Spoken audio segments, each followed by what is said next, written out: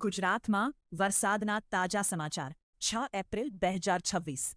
હાલમાં ગુજરાતમાં કમોસમી અનસીઝનલ વરસાદ અને વાવાઝોડાની પ્રવૃત્તિ ચાલુ છે જે વેસ્ટર્ન ડિસ્ટર્બન્સને કારણે છે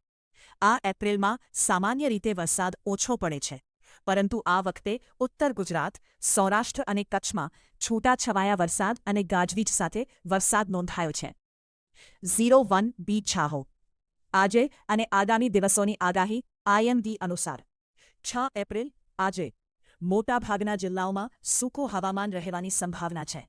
વરસાદની કોઈ મોટી આગાહી નથી 7-8 એપ્રિલ હળવાથી મધ્યમ વરસાદ વાવાઝોડા સાથે ગાજવીજ અને 30થી 40 કિલોમીટર કલાકના પવનની આગાહી છે અસરગ્રસ્ત જિલ્લાઓ ઉત્તર ગુજરાત બનાસકાંઠા પાટણ સાબરકાંઠા અરવલ્લી પંચમહાલ દાહોદ મહીસાગર છોટાઉદેપુર સૌરાષ્ટ્ર કચ્છ જામનગર મોરબી દેવભૂમિ દ્વારકા કચ્છ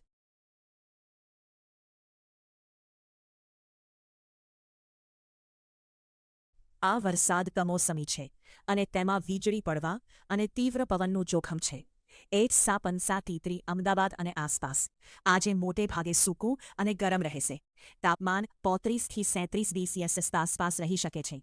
આગામી દિવસોમાં પણ વરસાદની તીવ્ર આગાહી નથી પરંતુ વાદળવાયું વાતાવરણ રહી શકે છે